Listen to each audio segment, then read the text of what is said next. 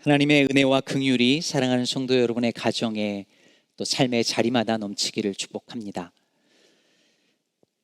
일제강점기였던 1940년 2월 11일부터 일본 제국은 조선인에게 일본식 성씨를 쓰도록 강요하는 이른바 창씨 계명을 실행합니다.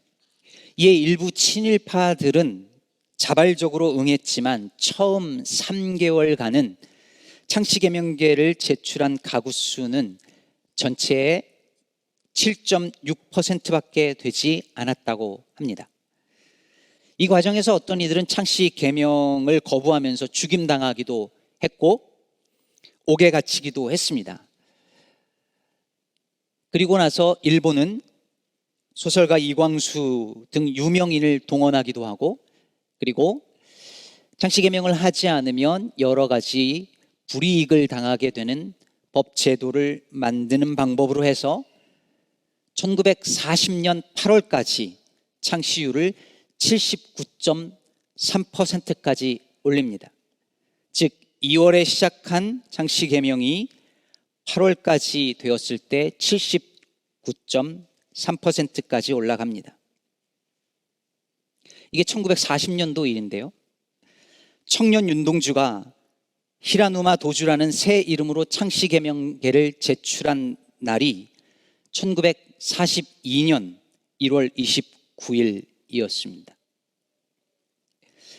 당시 창씨 계명계를 제출하지 않으면 학교 입학과 진학이 거부되고 공사기관에 채용될 수 없고 행정기관에서 모든 민원 업무는 하나도 볼 수 없었고 심지어 식량 및 물자 배급 대상에서도 제외되었었는데, 당시 일본 유학을 준비하고 있었던 윤동주와 그의 고종사촌 송몽주는 이 규정들로 인해서 유학을 갈 수 없는 상황에 놓이게 되었습니다.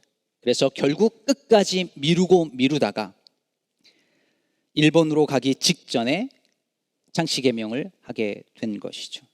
1940년 8월에 79.3%, 그런데 윤동주가 창씨 계명을 제출한 날은 1942년 1월 29일입니다. 미룬 거죠.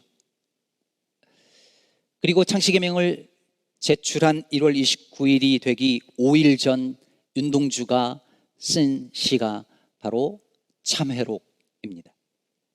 나라가 망한 상황에서도 유학을 가고자 했고, 그래서 결국 창씨 계명을 할 수밖에 없었던 그의 고뇌가 담긴 시입니다.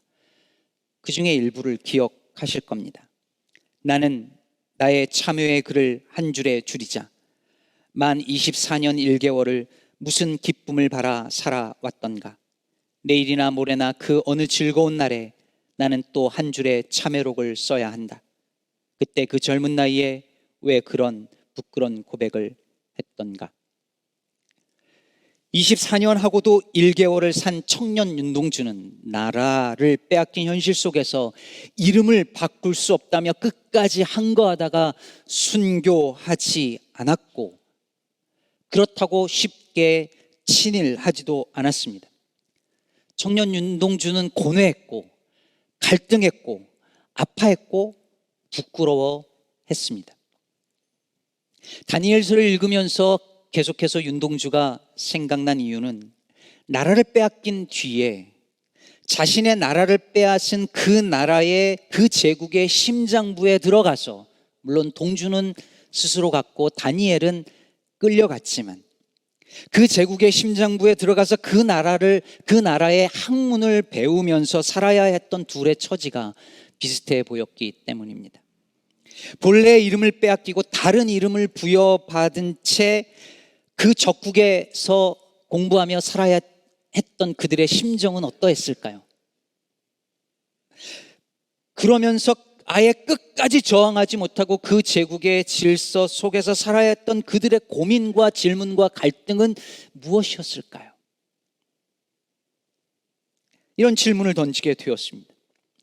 오늘 본문 1절이 말하는 것처럼 유다 왕 여호야김이 다스린 지 3년이 되는 해에 바벨론 왕 느부갓네살이 예루살렘에 이르러 성을 에워쌉니다. 그리고 소수의 포로들을 데리고 갑니다. 이때가 주전 605년경이었습니다. 아직 예루살렘이 다 멸망하기 전이고 이제 이후로 계속해서 2차, 3차 포로들을 끌고 가는 일들이 일어날 것이죠. 그런데 이 초기에 포로로 끌려간 사람들 중에 바로 다니엘과 그 세 친구가 있었고 이때 당시 10대 청소년들이었을 것입니다. 이제 이들은 자신들의 나라를 멸망시키는 그 나라에 살게 되었습니다. 여호와를 믿는 신앙이 부정되고 조롱되어지는 그 낯선 종교와 문화와 환경 속에서 살아가게 되었습니다. 2절을 보면 주께서 유다 왕 여호야김과 하나님의 전 그릇 얼마를 그의 손에 넘기심에 그가 그것을 가지고 신할 땅 자기 신들의 신전에 가져다가 그 신들의 보물 창고에 두었더라. 그래서 신알은 바벨론 땅을 말하는 것입니다. 바벨탑이 세워졌던 그 지역과 같은 지명이라고 보기도 합니다. 그런데 그곳으로 바벨론 왕이 여호와 성전에 있었던 그릇을 가지고 자기들 신전에 놓았다. 이게 무엇을 의미하겠습니까? 고대 근동사회에서 나라와 나라가 싸우는데 한 나라가 한 나라를 이기면 그것은 곧 이 신이 이겼다라고 하는 것으로 이해되었습니다. 그렇다면 하나님의 성전이 이렇게 조롱당하는 상황은 무엇을 의미했겠습니까? 여호와 하나님이, 유대인들이 믿는 그 여호와 하나님이 바벨론 신에 의해서 패배당했다라고 하는 것을 의미했습니다. 다니엘과 이 친구들은 바로 그런 현실 속에서 바벨론에 가서 살게 된 거예요. 얼마나 혼란스러웠을까요? 그들이 믿던 하나님은, 그 여호와 하나님은 바벨론 땅에서도 여전히 하나님이실까요? 그들이 믿는 하나님은 이 위대한 바벨론 그 문명을, 바벨로니아 문명을 건설한 그 신보다 위대한 신 맞을까요? 생각해 보세요. 그 조그만 땅에서 살던 이 10대 청소년들이 어마어마한 문명을 이제 처음 보게 된 거예요. 저 제천 촌사람인데 제가 뉴욕 맨하튼에 처음 갔을 때 얼마나 놀랐는지 넋을 잃고 봤어요. 이들은 오죽했겠어요. 이 당시에 바벨로니아에 세워진 문명은 유대 땅과는 비교도 할 수 없는 차이를 보이던 그런 문명이었고 문화였어요. 그런데 그 속에서 처음 발을 내디딘 그들이 우리가 믿던 여호와 하나님이 위대한 신 맞는가라는 질문을 던지지 않았겠냐는 거예요. 정말 그 하나님이 그런 하나님이 그럼 맞다면 모든 환경이 그 하나님을 부인하고 부정하는 이 환경 속에서 살면서 하나님의 백성은 어떻게 살아야 하는 걸까요? 바벨론의 그 어떤 것과도 절대로 타협하지 않기 위해서 모든 것과 단절하고 살아야 하는 것일까요? 그게 아니면 어차피 그럴 수 없으니 바벨론에 동화되어서 그들과 같이 살아야 하는 것일까요? 이것이 다니엘과 세 친구가 직면했던 문제이자 다니엘서가 우리에게 주는 도전이고 질문입니다. 하나님을 부정하고 혹은 적대적인 문화 속에서 살아가는 그리스도인들은 정말 어떻게 살아가야 할까요? 동화될 것인가? 도망갈 것인가? 순응할 것인가? 저항할 것인가? 우리는 이 질문 앞에 놓여져 있습니다. 오늘 본문은 아주 유명한 이야기죠. 8절에 보면 다니엘이 뜻을 정하여 왕의 음식과 그가 마시는 포도주로 자기를 더럽히지 아니하리라 하고 자기를 더럽히지 아니하도록 환관장에게 구합니다. 더 읽지 않았지만 우리 잘 알잖아요. 나중에 다니엘과 세 친구는 그걸 다 그 산의 진미를 다 먹은 다른 또래 소년들보다 어떻게 되었습니까? 더 얼굴이 아름답고 윤기가 나고 빛이 흐르고 기름이 잘잘 흘렀다, 이런 얘기잖아요. 이것만 보면 우리는 다니엘이 바벨론 땅에서 유대인의 정체성을 절대 잃어버리지 않고 세속과 타협하지 않고 저항한 것으로만 보입니다. 그런데 여러분, 4절 후반부에서 보면 알 수 있듯이 다니엘과 세 친구는요, 왕궁에 서기 위한, 즉 바벨론 정부의 공직에 서기 위한 갈대아 사람의 학문과 언어를 배웁니다. 아니, 저항하려고 했으면 이것도 배우면 안 되는 거잖아요. 바벨론의 그 문화와 그 학문과 그 언어는 바벨론의 온갖 잡신과 종교의 기초 위에서 세워진 학문이었습니다. 여기에 점성술이 다 그런 것들이었어요. 그런데 그런 서적, 그런 학문, 그런 것들을 다 배웠다는 얘기잖아요. 배울 뿐만 아니라 나중에 보면 이 다니엘과 세 친구가 그 모든 서적을 읽고 다 깨닫고 다른 바벨론 사람들보다 10배는 뛰어났답니다. 그러니까 성적이 기가 막히게 나온 거예요. 그거 다 배운 거예요. 이방 학문을. 그뿐 아니죠. 결국 다니엘과 세 친구는 바벨론 정부의 주요 공직에서 일하게 됩니다. 자신의 나라를 무너뜨린 원수 나라에서 부역한 거예요. 어디 그뿐인가요? 7절에서 보는 것처럼 이들은 바벨론이 부여한 새 이름을 받습니다. 벨드사살, 사드락, 메삭, 아벤느고. 창씨 개명한 거죠. 여러분, 이 이름들은 바벨론 신들을 포함하는 이름이에요, 다. 특히 벨드사살은 바벨론의 신이 보호한다라는 의미를 가진 말이에요. 그게 다니엘의 새 이름이었어요. 그런데 어떤 저항을 했다는 얘기가 없어요. 아무 저항도 하지 않았어요. 그러면서 이거 다 하면서 왕이 내리는 음식과 포도주는 자기를 더럽히니까 안 먹고 채소만 먹겠다는 건 앞뒤가 안 맞는 것 아닐까요? 아니, 사실 따져보면 그 채소도 어차피 바벨론에서 난 거잖아요. 그건 안 부정한가요? 그건 안 더러운가요? 그거 먹으면? 왜 이건 먹어도 되고 저건 안 되는 걸까요? 바벨론의 학문 다 배우고 그것도 열심히 해서 좋은 성적 거두고 주요 공직에서 일을 하면서 뜻을 정해서 한다는 일이 겨우 채식이었고 그것으로 자신을 더럽히지 않으려고 했다면 그것으로 자기 위한 삶은 위선 아니었을까요? 저는 그런 생각이 들던데요. 여러분은 그런 생각 해본 적 없으십니까? 자신의 나라를 빼앗은 적국의 한복판에서 살면서 젊은이가 청년이 뜻을 품었다면 적어도 나라를 찾기 위한 독립운동을 하든지 저 원수인 바벨론 왕 느부갓네살을 암살하기 위한 무장 세력이라도 규합을 하든지 그것도 못하겠으면 이런 학문 나 배울 수 없다고 책을 덮든지 아니면 윤동주처럼 송몽두처럼 끝까지 개명하지 않기 위해서 그래도 버티는 정도는 했어야지. 그런 기계라도 보였어야 하는 것 아닌가요? 기껏 나라 빼앗긴 청년이 뜻을 정하여 한다는 것이 고작 왕의 음식과 포도주 안 먹고 채식만 먹겠다라고 하는 것이었냐는 말입니다. 군대 있을 때 주일에 교회를 갔습니다. 아무리 군대여도 주일이 되면 무슨 일이 있어도 예배는 드린다라고 고집을 부렸습니다. 그것 때문에 미움도 사고 욕도 먹고 맞기도 하고 흔한 일이잖아요. 저는 그게 타협할 수 없는 제 믿음의 문제라고 여겼습니다. 근데 시간이 지나면서 저를 괴롭게 했던 게 뭐냐면 제가 주일에 교회 예배를 드리러 가면 저 대신 누군가는 보초를 서야 되는 거예요. 제가 교회를 가면 저 대신 누군가는 제가 해야 될 작업을 해야 되는 거예요. 그런데 이게 맞나? 싶어지는 거죠.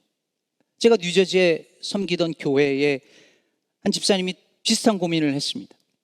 주일날 예배를 오려면 그 시간에 일할 사람을 구해야 되는데 그 사람은 교회 못 가도 괜찮고 나는 와야 되는 게 이게 맞냐는 고민이 들었다는 거예요. 그래서 차라리 그 사람 교회 가게 하고 내가 일하는 게 맞지 않나? 이렇게 생각하고 또 그렇게 하기도 했어요.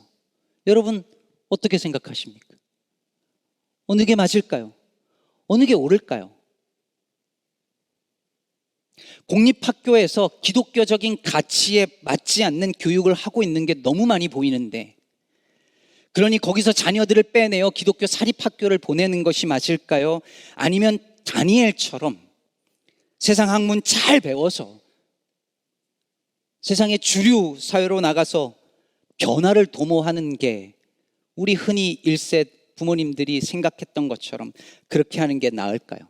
내가 다니는 회사의 성공이 약한 자들을 짓밟고 얻어낸 결과라는 것을 내가 알게 된 그 순간에 회사를 그만두는 게 맞을까요? 아니면 내 가족의 생계를 책임지는 자리에 있으니 이것을 계속 다니는 게 맞을까요?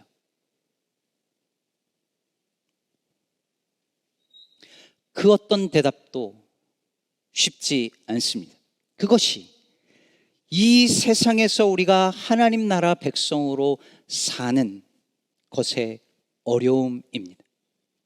그리고 저는 그것이 바로 오늘 본문이 우리에게 말하고자 하는 바라고 생각합니다.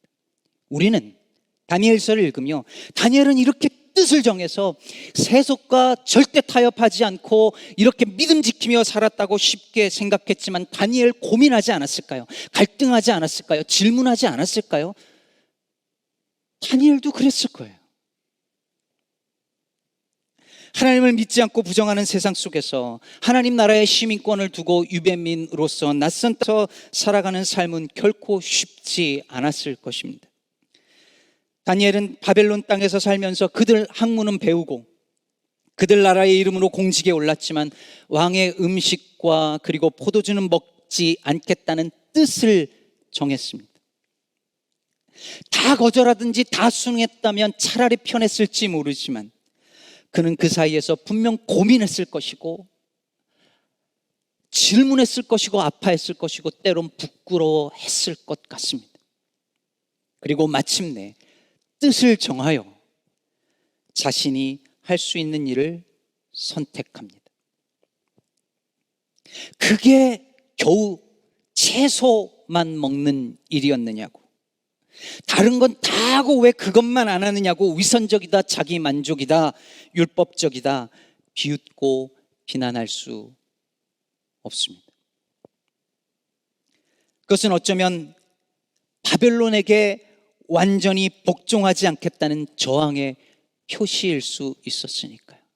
나중에 보면 다니엘이 고기를 먹었을 것이라는 것을 암시하는 구절들이 있어요. 그러나 왕이 내리는 것이기에 먹지 않았다는 것은 그 왕 앞에 뜻없이 복종하지 않겠다라고 하는 저항의 표현이었을 것입니다. 그게 우리 눈에 일관성이 없어 보이고 때로는 고작 그거냐라고 말할지 모르겠지만 다니엘에게, 새 친구에게 그것은 그들이 정한 뜻이었다고 생각합니다. 텀블러 가지고 다니고 일회용품 쓰지 않기로 한 사람에게 그럼 차는 왜 타고 다녀? 그거 다 자기 위한 일 뿐이지 라고 말해서는 안 되는 거죠. 거대 공룡 아마존에서 이제 물건 오더하는 거 안 하기로 한 사람에게 그럼 코스트코는 왜 가? 월마트는 왜 가? 다 하지 말아야지 라고 말해서는 안 되는 거죠. 모든 걸 다 할 수 없어도 그래도 이 뜻을 정하고 하나라도 하면서 저항해 보겠다라고 한 몸부림을 비웃어서는 안 되는 것이죠. 가볍게 여겨서는 안 되는 것이죠. 한때에 주일 성수와 11조가 신앙의 척도처럼 여기던 시절에 마음이 아팠고 술, 담배 안 하는 것이 신앙의 척도처럼 여겨지는 그 모습이 참 속상했더랬습니다. 하지만 오늘날 어떤 손해를 보더라도 주일 예배를 드릴 것이고 수입의 10분의 1을 헌금하겠다고 하는 사람들이 이제는 고리타분하고 시대에 뒤떨어진 율법적 신앙을 가진 사람처럼 취급받는 현실을 저는 또한 마음 아파합니다. 그래야만 좋은 신앙이고 주일 성수와 11조 하지 않으면 좋은 신앙이 아니라는 것이 절대 아니라 만몬이 신이 된 세상에서 그 속에서 살면서 나도 모르게 세상 풍조에 완전히 휩쓸려 내려가지 않도록 하기 위하여서 그것을 뜻을 정하고 그것만은 지켜서 내가 누구인지 그래도 잊지 않겠다라고 몸부림치는 이의 그 뜻이 터부시 되거나 위선으로 취급받아서는 안 되지 않겠냐는 말입니다. 한때 한국 사회에 다니엘 학습법이라고 하는 책이 대유행을 한 적이 있었습니다. 혹시 기억하시는 분 계십니까? 서울대를 수석으로 졸업하고 지금 목사인 저자가 다니엘처럼 뜻을 정하고 세상 방식이 아니라 소위 신본주의 학습법으로 공부를 하면 다니엘처럼 하나님께서 지혜를 부어주셔서 성적이 향상된다라고 하는 책이었습니다. 제가 그 책을 안 읽어서 좀 그랬나 봅니다. 지금 이분은 다니엘 자기 개발을 강의하고 계시고, 제가 차마 입에 올리기도 별로 좋아하지 않은 만한 그런 행보를 보이고 있습니다.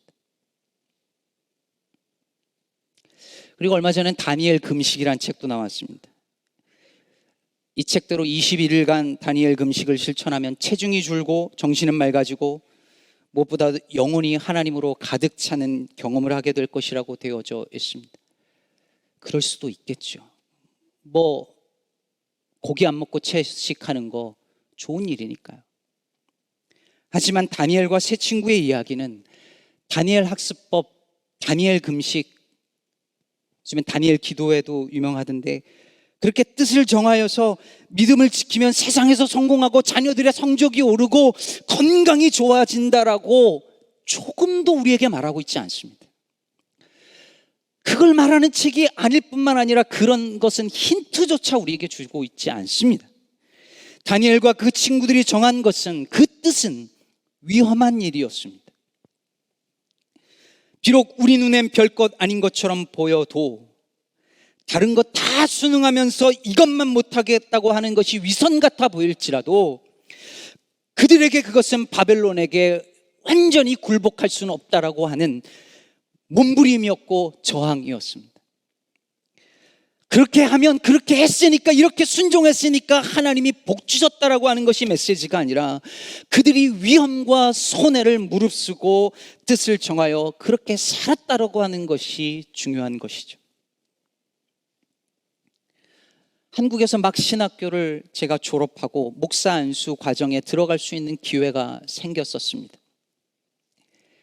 그때 이런 말씀 드려서 초신자들에게는 죄송하지만, 목사가 되고 목회질을 얻는 일에도 인맥과 학연과 정치가 있다는 것을 보았고 충격을 받았습니다. 그리고 그날 제 나름의 뜻을 정했습니다. 목사 안수를 받기 위해, 그리고 목회지를 찾기 위해서 그 어떠한 종류의 학연이나 지연이나 정치적인 편법을 쓰지 않겠다고 나름의 뜻을 정했습니다. 그리고 정직하게 안수받게 해달라고 기도했습니다. 그렇게 뜻을 품었더니 하나님께서 저를 어여삐 보셔서 금방 안수받게 하시고 목회지를 주신 것이 아니라 남들보다 10년은 돌아가게 하셨고, 교단도 바꾸고, 제발 미국만은 싫다고 했는데 미국에 머물게 하셨습니다. 여러분, 뜻을 정하면 인생이 꼬입니다.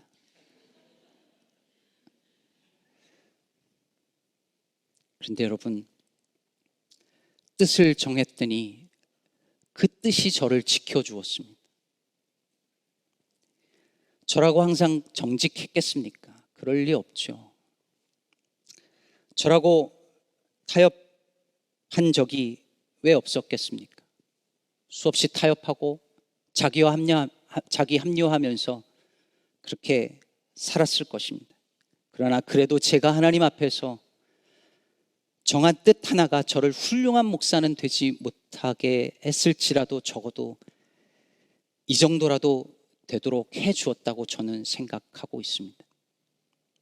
솔제니친의 소설 이반 데니소비치의 하루에 보면, 수용소에서 인간 이하의 취급을 받던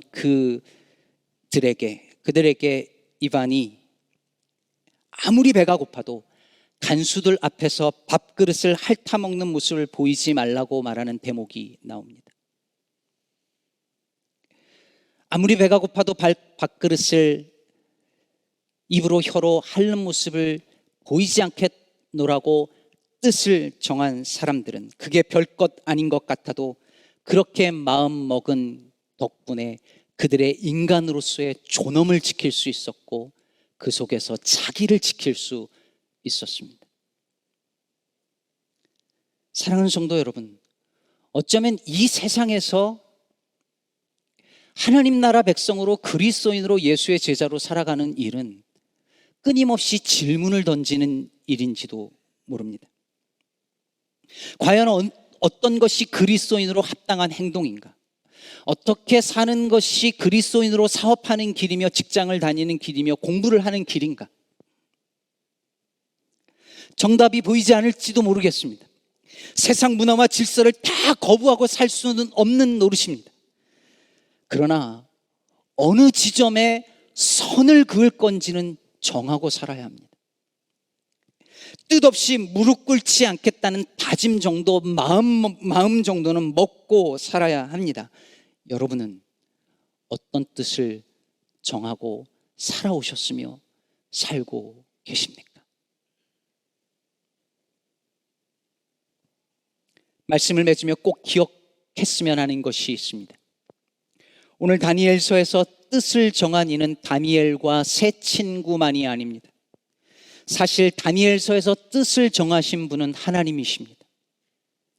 느부갓네살 왕이 꾸었던 그 많은 꿈은 하나님이 품으신, 하나님이 정하신 그 뜻이 어떻게 펼쳐지느냐에 관한 이야기입니다. 하나님의 정하신 뜻이 우선입니다. 이것이 순서가 바뀌면 내 뜻, 내 신념이 하나님의 뜻보다 우선됩니다. 다니엘서의 주제는 다니엘의 타협하지 않는 영웅적인 신앙과 그것을 보고 하나님이 복 주셨다라고 하는 그런 이야기가 아닙니다. 이 세계의 역사가 제국의 왕에 의해서, 권력에 의해서, 세상의 힘과 자본에 의해서 움직여지는 것이 아니라 하나님이 품으시고 정하신 뜻에 의해서 움직여지고 있다라고 하는 이야기입니다. 이것은 하나님께서 반드시 우리를 구원하시겠다고 마음먹으신 그 이야기입니다. 오늘날 말도 안 되는 참담하고 불의한 일들이 매일매일 곳곳에서 일어나고 있는 이 세상을 하나님이 그냥 두고 보고 계신 것이 아니라 하나님이 이 세상을 회복시키시고 구원하시고 살려놓고야 말겠노라고 뜻을 품으신 바로 그 이야기입니다.